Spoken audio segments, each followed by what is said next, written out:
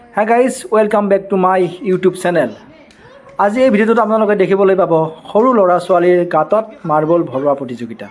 ইয়াৰ সন্মুখত এটা গাঁত আছে, এইটো আমি পিল বুলি কওঁ, আৰু 6টা কৈ মাৰ্বল দিয়া হ'ব এজন প্ৰতিযোগীক, আৰু তেওঁলোকে এই গাঁতত যোনে বেছিকৈ ভৰাব পাৰে কোনে ফাৰ্ষ্ট পুৰস্কাৰ পাব। এয়া ফাৰ্ষ্ট আমি সিলেক্ট কৰি ল'লোঁ কোনে ফাৰ্ষ্ট কোন ছেকেণ্ড কোন আছে।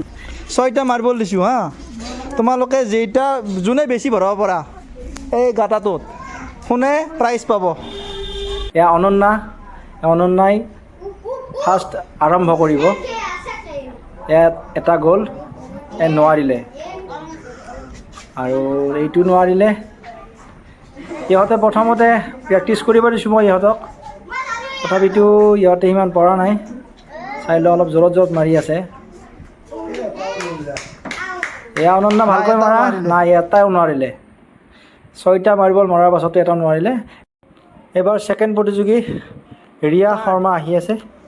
এয়া ৰিয়া শৰ্মাৰ পাল পৰিছে, ৰিয়া শৰ্মাই মাৰিছে কিন্তু নোসোমালে। এয়া চাওক, এতিয়ালৈ এটাও সোমোৱা নাই, বহুত জোৰ মাৰি আছে। আৰু এটা আছে, নাই এটাও নোৱাৰিলে। ৰিয়াই এটাও নোসোমাল। থাৰ্ড এইবাৰ আহিছে নীলৱ শৰ্মা, নীলে ষ্টাৰ্ট কৰিব, আৰম্ভ কৰিব। মাৰি দিয়া। এতিয়ালৈ ভৰাব এটাও পৰা নাই। এতিয়া চেষ্টা কৰি আছে, আমাৰ বাবু চেষ্টা কৰি আছে। নাই, নোৱাৰিলে। হাল্লা কৰবে। এইটো নোৱাৰিলে। লাষ্ট আছে, নাই এইটো নোৱাৰিলে।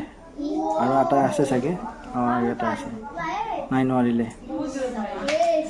এইবাৰ আহি আছে ৰিয়ানে চাওঁ বাৰু কেনেকুৱা কি কৰিব পাৰে। এয়া চাওক, দৰ্শক কিমান চাওক চাৰিওফালে। আচলতে আমাৰ আজি ঘৰত পূজা চলি আছে, এখন নাৰায়ণ পূজা, সেইকাৰণে মানুহৰ সমাগমটো অলপ বেছি হৈ আছে। আৰু এইখিনি সময়ত ভোগ বিতৰণ, প্ৰসাদ বিতৰণ চলি আছিল, তাৰ মাজতে মই এখন খেলা প্ৰতিযোগিতা পাতিছোঁ। এয়া সন্মুখত ৰিয়ান কলিতা, এওঁ চেষ্টা কৰি আছে কিন্তু এতিয়ালৈ এটা সোমাব পৰা নাই। ৰিয়ানে এটা সোমাব নোৱাৰিলে।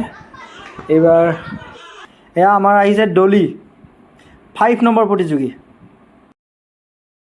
এইটো প্ৰথমতে নোৱাৰিলে, এই ছেকেণ্ডটো ভৰালে। Good Dolly, thank you, best of luck, good, বঢ়িয়া।